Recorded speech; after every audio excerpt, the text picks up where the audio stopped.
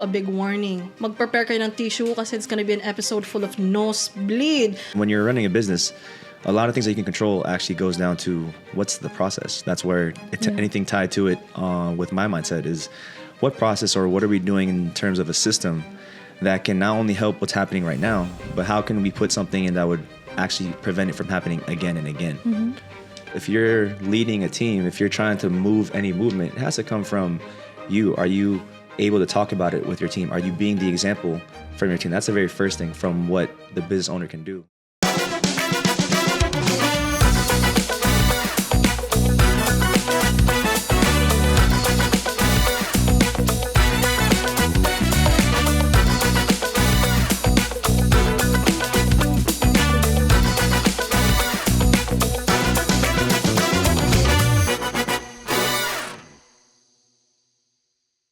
Welcome back to another episode of BTB Beyond the Build podcast. And of course, we have a special guest. So for today, our guest is no other than Baegineer or Iñigo Arellano or COO of Madhouse or my loving husband.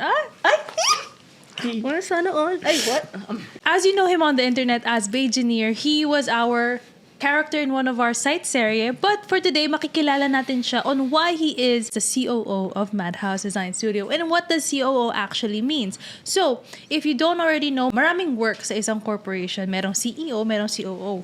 And it's not just child of owner or anything like that. I was gonna say that's me too. Sorry, go on. So a COO is in charge of operating the business. So think of Steve Jobs and Tim Cook. Steve Jobs is the originator. He's the one who thought about everything that Apple will do and what does Apple do. And Tim Cook makes it all happen. Before we even get started, let's give you guys a heads up, a big warning. Mag-prepare kayo ng tissue kasi it's gonna be an episode full of nosebleed. Our topic for today is system over stress. And of course, ito yung expert natin because he's the guy that builds the system here at Madhouse. Since systems over stress ang topic natin, let's talk about stress. Where does that come from? Kasi lahat naman ng negosyante nakaka-experience ng stress. My thought on that would be stress comes from how you actually see whatever problems in front of you. So you're usually stressed when you feel some sort of uncertainty. You might not know what you're doing. You might feel like, I have no clue what to do. That's when you get stressed. So when you get more comfortable with something, when you're used to something, when it becomes not even thinking about it, you're not actually having stress. You're actually having fun. Or it's like a flow state where you're not even thinking about it. So that's something where, end of the day, you can only feel comfortable with the more you do it. So that's something when, from a business owner or a business perspective, it comes with time. How about you, Ina? What is your definition of stress? When your palms are sweaty, you got some mom spaghetti. You know what I'm saying? Arms are heavy. Oh, yeah. No, but seriously, kind of similar to what Iñigo said. The idea where, well, for me specifically, there's too much of the unknown. So it's not enough na I don't know kunwari, I have a problem. It's not enough for me to be stressed if I just have one thing that I'm uncertain of. It's when multiple things, I have multiple tasks or multiple problems that I'm uncertain of. Mm-hmm. And that's where the stress starts to pile. I'm like, oh, this is real. Like, oh yeah, I'm working. This is not fun. So both of you guys are saying that it's from the unknown. And did you know that it's coming from a psychological theory that if the emotions are high, it means the logic or knowledge is a little bit lacking. It's because, for example, in the war, diba? When you're in war and you have all this weapon, you are more calm. You're more sure what to do. Pag naubusan ka na ng bala, you throw everything away, you run. Like, It's because towards the enemy. There's nothing left for you to use. Therefore, you use your emotions and just shout. And that's a trigger of, if you're stressed at work, if you're stressed at the environment that you're in, and if you don't know what's happening or what to do next, it's a clear trigger sign that knowledge is kulang. You don't know something. That's when it's time to upgrade. So if stress comes from that, what is something that can help? What do you think, Iñigo, that can be helpful for people who feel that there's so much uncertainty, there's no knowledge to pull from? What can they do? So one of the things I've been able to learn, especially like doing business for a few years now, is having the mindset of actually what's called getting down to the root, or trying to actually continue to figure out why is this happening? Because most times when you're running a business, your issue you're facing, it's the top of whatever it is. So when you're able to dig it down or kind of uncover what's the real root, that's really where first I start. That's really where you can kind of at least try to attack the root of the problem instead of the fruit of the problem. So when it comes to stress, especially with work, the roots of it might be people, it might be things that's happening outside of your control. But then when you're running a business, a lot of things that you can control actually goes down to what's the process. That's where anything tied to it with my mindset is what process or what are we doing in terms of a system that can not only help what's happening right now, but how can we put something in that would actually prevent it from happening again and again. Mm-hmm. That's actually such an interesting thought. Kasi I've noticed, at least sa mga businesses ng mga kaibigan ko, well, not convengers, my other friends. I have other friends. They never, when there's a problem, they never look at the why. They just want to solve it agad. Like, I'm just gonna be honest, like, for me, sa marketing department ng GLI, I don't look at why did it flop. Kunwari, like, I have a video, it didn't do well. I don't think why did it flop. I think, okay, what can I do sa next video ko so it doesn't happen again? I'm skipping the whole why. I don't need to know bakit hindi siya gumana. Mag-amen na lang na sana ma-fix siya the next time around. So that's really an interesting thought. How about you, Gila? Do you also think of the why? Or are you Always. more of like, oh my, I feel like I'm left out. I mean, me too pala. Why, right? Why? So you mentioned that sometimes is it the people, you're mentioning you have to find the why, that it's good. And maybe people are wondering in the audience, how do you even find the why? So True. do you have any framework, Iñigo, on how you find the why? I'm gonna write this down. Well, the first thing obviously is like you see what's the actual problem. You kind of see, okay, this is problem X. And you literally can ask the question, why? So what's an example of one problem that we could maybe use? Let's say the business is in the midpoint of growing, but also not earning as much. So they're at the midpoint where they have to scale their operations, but they also can't spend too much. So the decision is, do we scale and invest, or do we pull back and save? So they don't know which one they're going to choose. So maybe a lot of viewers here feel that way. Do I invest and double down, or do I just become more protective and careful? So one thing for that, there's another question that has to be answered too. Is what's the goal of the company? What's kind of the direction? Do you want to grow right now? Or are you in some more of a survival mode where you want to make it to the next point? So that's kind of the first context kind of question that has to be answered before we kind of go to the next part. Let's say you have a lot of projects, you checked your accounting, and you noticed na, dumami projects ko since last year, pero bakit hindi dumami yung profits ko? So I have all of these projects, all these people to do all these things, Right. but my money ain't going up. Right. Why? Okay, so the first thing is why. So, okay, it can go in different directions, but why, one question you could say is, why is it that way? So obviously that's one thing. Why? How often are you looking at those finances? Like right now.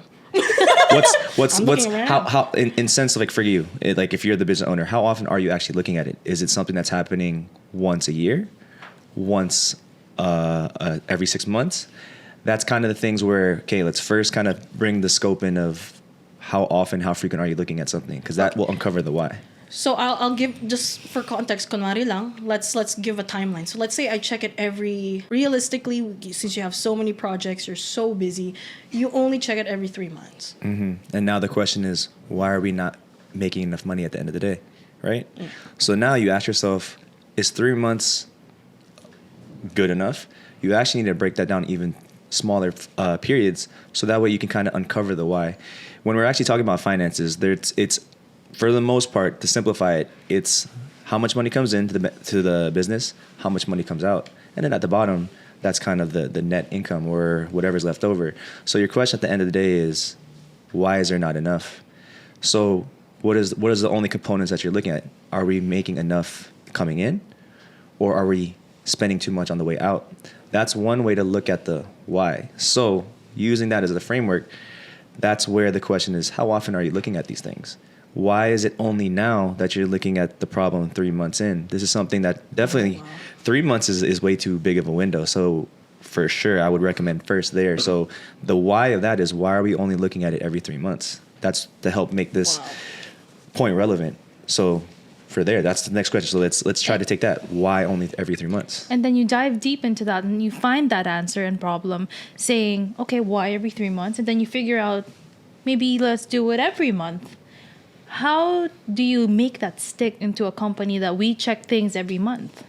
Yeah, because like Gila said, and what I said, we only check it every 3, and now you're saying let's triple the workload with the same amount of people. We're already struggling financially, so now with the same amount of people, we're adding work. How do you solve that? How do you fix that? And we're business owner, CEO, oversee everything. Correct? That's the assumption. So first off, it starts with, from my perspective, you as the individual. If you're leading a team, if you're trying to move any movement, it has to come from you. Are you able to talk about it with your team? Are you being the example from your team? That's the very first thing from what the business owner can do. Because if you're just telling somebody to do something and then you don't follow through, it's very hard for people to follow. So that's one. The next one would be, what are you putting in place to help them? So when that comes to place, or when that comes up, that's, what kind of system are you putting in? System. And then here's the part where everybody actually just kind of forgets. It's one thing to put in a system, but you have to have a way to actually check and monitor, is that system working? Because I can put in all these different things, and then I put 1, 2, 3, 4, 5, 6, 7, 8, 9, 10. But if I don't come back at any point to check, are all these 10 things working, it's for sure most likely not going to work. So it starts with, to kind of recap that system, plus how are you monitoring that? So when you talk about system, people often think it's a tech system or an automation system. Yeah. It's a computer system. Right. Can you break it down? What's a system? So a system is anything that is repetitive, somebody can follow over and over. So the key part there is it repetitive? So for any business, there's some sort of thing that you do over and over and over.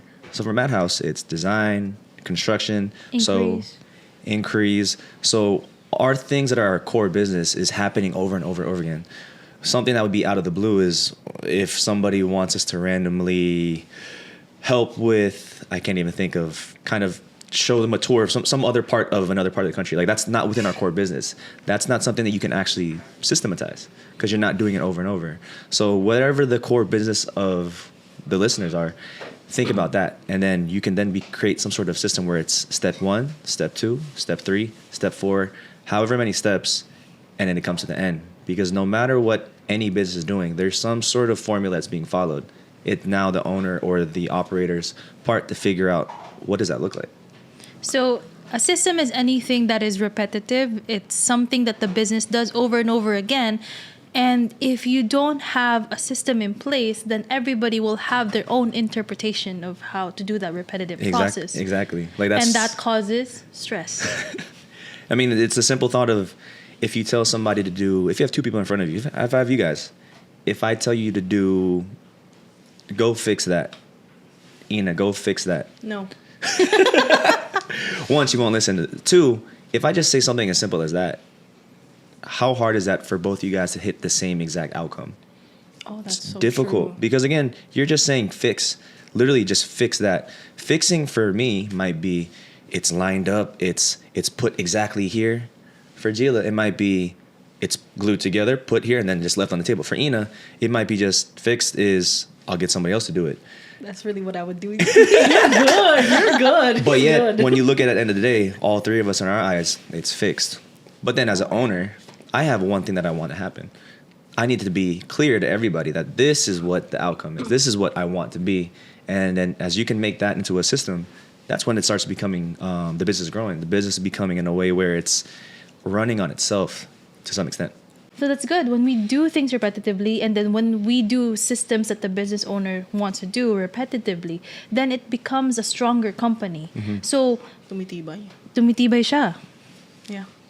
And speaking of tibay, tibay makes super palitada. Pwede itong gamitin, guys, for palitada, asentada, and you can fill up your hollow blocks as well with this bad boy. So what exactly does it do? So it actually increases the amount of palitada that you have without having to increase the amount of cement that you add. So yung typical ratio po ng palitada natin is 1:3. But with Tibay Mix Super Palitada, we can actually make it 1:5. And the quality of the palitada does not change. So this is actually available online sa Lazada, Shopee, TikTok, and you guys can actually message them online sa Facebook nila. With this, guys, you can actually save a lot of money. Mababawasan po yung expenses nyo sa side. And speaking of expenses, kapag may mas maganda ka bang system, does it help lower your expenses, Iñigo? Amen. Ideally, if you have that. I mean, it's a way for you to actually check your expenses if you have a good system in place, so you can know, am I spending too much or do I have still money left over? And it also helps you with lower manpower, because sometimes the mistake of people is that if there's a job that needs to be done, the number one thing that they'll do, hire more people. But here in Madhouse, we actually have a framework is to check first the system and then the people and then the resource. So it's proseso, people, and then resource. So pag nagkakaroon tayo ng mga problema sa negosyo natin, hindi natin agad ilalagay, baka kailangan ng tao. You check first, anong prosesong nawawala? I mean, even if you look at it from like a, what's the word? From a sensical standpoint, is that the easiest thing or the quickest thing to kind of adjust in a business first is what's actually happening. So therefore, the process or the operations compared to trying to hire new people, trying to find somebody, because then for obviously as business owners know, you have to search, you have to pool, you have to interview, you have to actually hire. That most times takes a month max. And then that's something where you don't have that time. So the first thing you can kind of adjust is what are you actually doing? So a good process could actually be done and implemented in one day.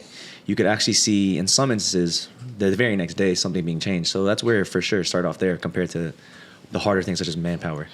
Are you willing to share to our audience some of the processes that you were able to do for Madhouse for it to be less stressful for you to operate? What were the best ones that you could share with the audience? The first one that comes to mind that I remembered working on was with Madhouse when I first started working. It was actually the way that people are moving. So the first thing was designers. When it comes to process, it might be a little step 1, step 2, step 3, but its actual could be even bigger of how do people actually move. So the first thing that I realized was at Madhouse, designers, they're designers and they're actually, making things on the computer. So for our designers at Madhouse, they were not only working on the computer, but then they were also going out in the field doing sales within the same day. So sometimes somebody would be working from 8 a.m. to 10 p.m. or 10 a.m. designing, then from 11 to 3 o'clock go to site, and then they would be trying to close a deal and then come back to the office 4 o'clock to 5 o'clock and come back to design. So that was one of the things where I was like, how does that make sense? Because in the title role of that person was to actually design, but half of their time was doing sales. So that's one of the processes that came to mind that was, we could probably fix this. So what ended up happening was we had certain manpower. We did have to make, for example, a hire, but designers were doing purely design work. And then now we had somebody doing sales because now they could focus in on their specialty. And that's also one thing when it comes to work. It takes time for you to kind of get in the flow. No matter how you work, it's hard to chop it up and keep going back and forth, back and forth.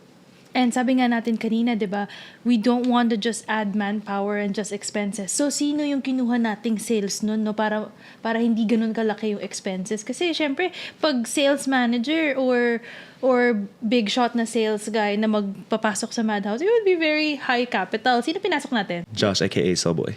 Si Cellboy. AKA tagapagmana ng Madhouse. Yes, my brother. You see, that sounds so familiar to GLI because I feel like my parents were like, gotta save money. Who do I choose? Ina. Free labor. Free labor. Yeah. No. They called it the Filipino way. Labor of love. Labor of love. Okay, it's so easy kasi to say, lalo na, I'm just gonna be honest, you guys weren't really struggling the time when Iñigo kind of came in, right? So it's easy to fix the system, but what about the people, businesses that are currently struggling? How can you tell them what are ways for them to implement a system while they're currently on survival mode? Oh, I want to answer this one. Oh, okay, all right. Hit it. So that's a good question, no? Kasi people are confused. Paano yun?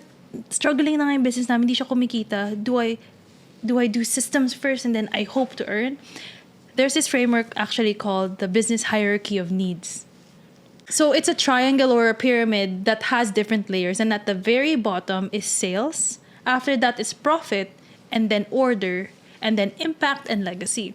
So this is a framework to know as a business owner, anong uunahin mo.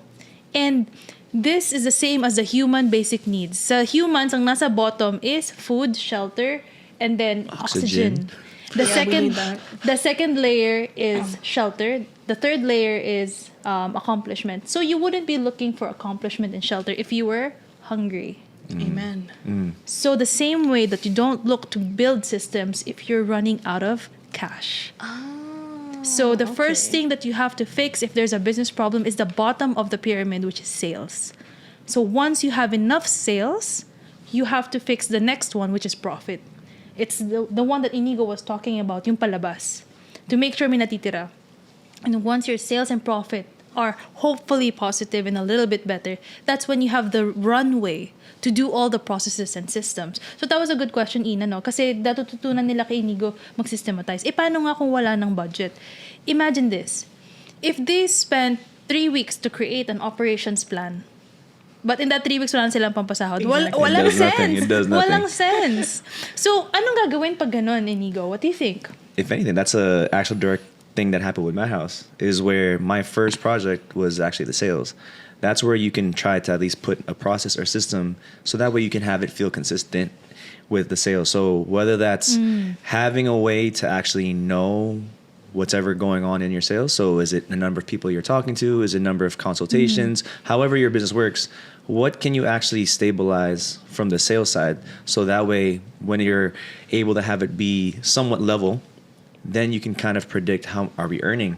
You have to be able to have things come into what's called the sales funnel, or just inquiries or people who are interested about your business in the first place. So if you can start from there and then start to work your way down for however your process to actually close your service or your deal, that's the first place to start. So that way you can actually have oxygen, cash, because that's what makes business go. You can't run a business unless you have actual cash. You can be the most visionary, but if you don't have capital, it can actually just be a imagination.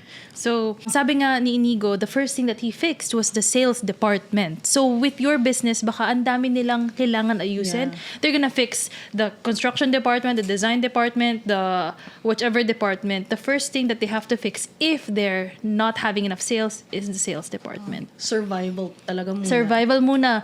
Oxygen, water, and food muna. Can I give a quick side note though? Is for sure sales is like, that's the start there.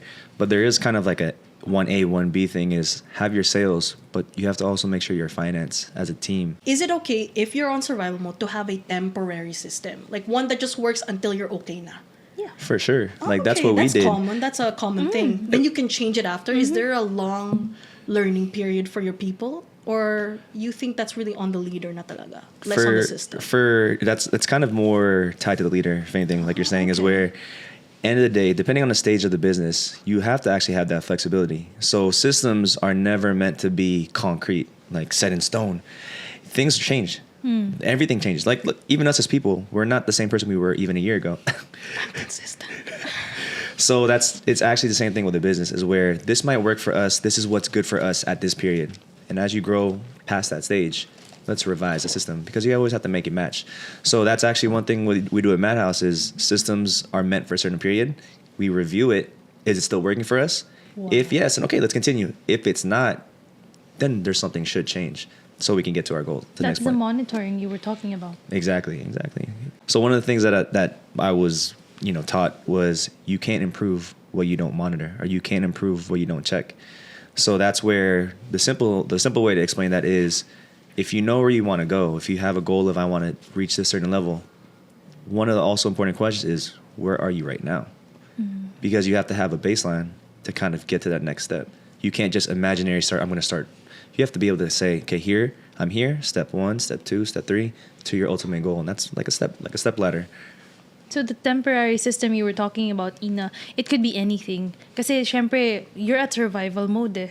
Those systems can be temporary, and you have to lay it out to your people that this is our temporary system until we've had enough runway to do a system that can be more long-term. Yeah, so we actually had... That's why I was actually curious lang din eh. because it's still we built this temporary system from a project where, let's just say, we almost had to say goodbye to GLI. We're great now, guys. We're great now, but the hardest part was actually transitioning out of that temporary system. So what ended up happening kasi was I had to abandon the marketing field muna and go into finance to help with sahod, paying this. We'll talk about this in a different episode. That's a whole episode. We talked about it already. It was episode 1. We talked about it na pala. You can just watch that episode na lang. At least I transition real good, right? But until today, there are times where, let's say, ubos talaga yung manpower because we have so many projects. We grew so fast. There are times I still pay. And I'm like, wow, I'm still doing the same temporary solution, but we're no longer starving. So I feel like that's a thing that a lot of businesses actually struggle with. That's why I wanted to kind of get your key opinion on that, since you are such an expert. You do offer these consultations to these businesses. And like, come on, man, give a friend a free advice here. What is a good way to transition out of almost a 3-year temporary solution? Like, how can I let that go? I'm ready to move on. I'm ready to break it off, you know? My recommendation, especially where GLI is right now, is take a step back and realize what is actually happening. You have a team of how many people right now? Like, Let's just say 1,000. 1,000. That's too much. That's a lot. Don't 500. 500. Let's just take it from the actual concept. You have a group of 500 people that are doing something a certain way, and then now you want to shift and have them do something different. Exactly. It's almost impossible to do it unless there's a way where everybody can understand what is it doing right now, and then now the next important part is crazy. how to get it to whatever you want it to be. So in all of human history, the easiest way to do that is via something written down. So that's where you could actually start from a process, is that you actually, whether how basic it is, of this is what happens, this is where we are, for everybody to see that this is where it is, at least for it to become standardized.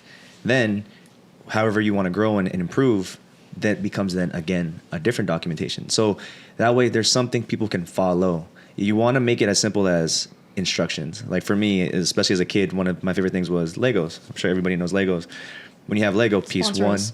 sorry, No, go on. Legos piece 1, piece 2, piece 3, piece 4, and then you get to eventually what you want. It's almost the same thing when it comes to a business, where you have to give people that literal instruction that to get this, do 1, 2, 3, 4. That's where the process comes into play. To add to that, Ina, I think it comes from the entrepreneur's knowledge or the business owner's knowledge and acceptance that resistance will always be there. True. Accepting that faster will make you make systems faster, because sometimes business owners say, "Di gusto ng mga tao, so let's not change anything anymore." But understand that resistance is a prerequisite to system change. It will always happen because 500 people have 500 different personalities, and they will always resist. But always know that resistance has a definite lifetime or a lifespan, and that will end, and they'll get used to the new order of things. So the faster that you accept that they'll resist anyway, the faster that you'll be more open to creating more systems.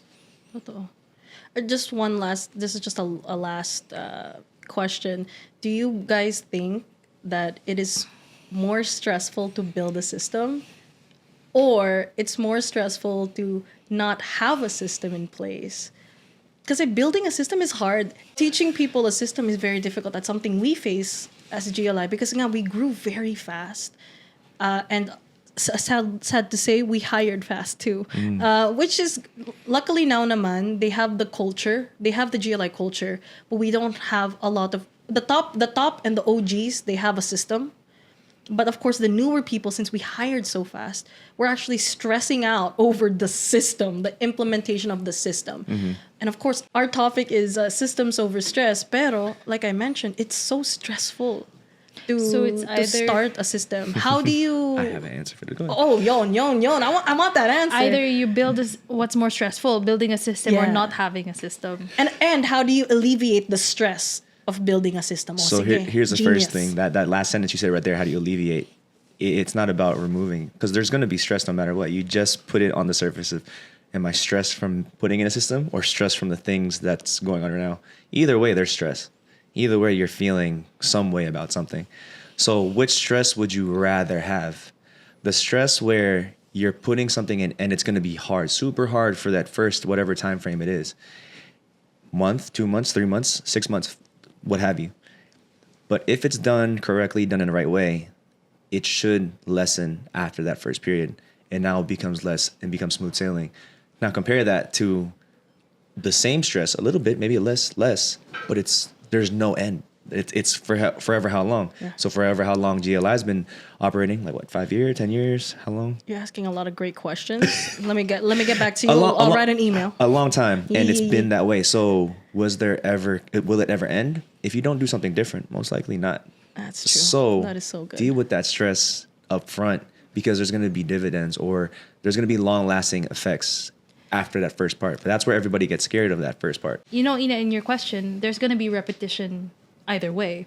It's either a repetition of a new system or a repetition of a problem. So it's choosing one of either one. Yeah. So, like you mentioned a while ago, systems talaga, they can't be too rigid. It's eventually going to change over time. It has to change over time. It has to be flexible. Like Pioneer Pro Elastoseal. Medyo malalim na yung topic natin. Is there some way to like summarize this for the viewers out there? Can you do it in Tagalog? Okay, no, I won't do that to you. Si Gina naman, Di ko you'll kaya, translate for sure. it. No, okay. Give us like a really sweet 1 to 2 sentences lang. Kind of putting it with what everybody was talking about was to kind of let your business grow, to let it grow on its own, or whether how directly involved. You have to have a way where it becomes standardized. That's really the mindset that I brought to Madhouse, where people know what's happening. People know how to do that. People have direct instruction, because it is in some sort or the other going to happen over and over again. So that's really the heart of what processes are, is where you can make it in a way where they know 1, 2, 3, 4, 5, 6. One of the things that we, especially at Madhouse, that we live by, how can we, get people to be that way, is one of my favorite sayings is feedback is the breakfast of champions. That's something where, especially where you're able to get feedback of how we can improve, how we can grow. What am I doing wrong? That's one thing a lot of people have a lot of challenges too, but that's where you grow. So if you're able to have that mindset of feedback, that's where things start to get better. That's where things can improve over time. So kind of something, just to, I guess, to kind of close it, what I learned here is, I think it's like exercising. Not that I do that, but let's just say I do. It hurts in the beginning, but through time, it becomes a habit, continuous working. And then through time, you build, you get more matiba, you get stronger, and it just becomes easier. So yes, it is hard in the beginning. You got to make those sacrifices sometimes. You got to bite the bullet. You got to take it. You got to suffer through this one thing for your business to succeed later on. It's just a little business pain that I'm pretty sure everybody has to go through. And to summarize everything, there are top 3 things that we can learn from today. Number 1, stress also comes from the uncertainty of not knowing what's next. And number 2, in order for you to know what's on the horizon, it's for you to find the why in things. And once you find the why, you have to figure out a way to make that answer stick in your organization, which is also creating steps, writing down processes in order for it to be a system of improvement. And I guess it's not just 3, actually 4. As a business owner, you have to understand that you always have to have the choice to make things better for your organization, because it's either you're going to be repeating a process or you're going to be repeating a problem. And that's it for Beyond the Build podcast. Thank you guys so much for watching. Woo! Wait, Gila. Oh, We're actually not done. We need to thank a few special brands. Thank you so much to Pioneer Adhesives. T-by Mix Concrete Admixtures. And now we can end this bad boy. Bye!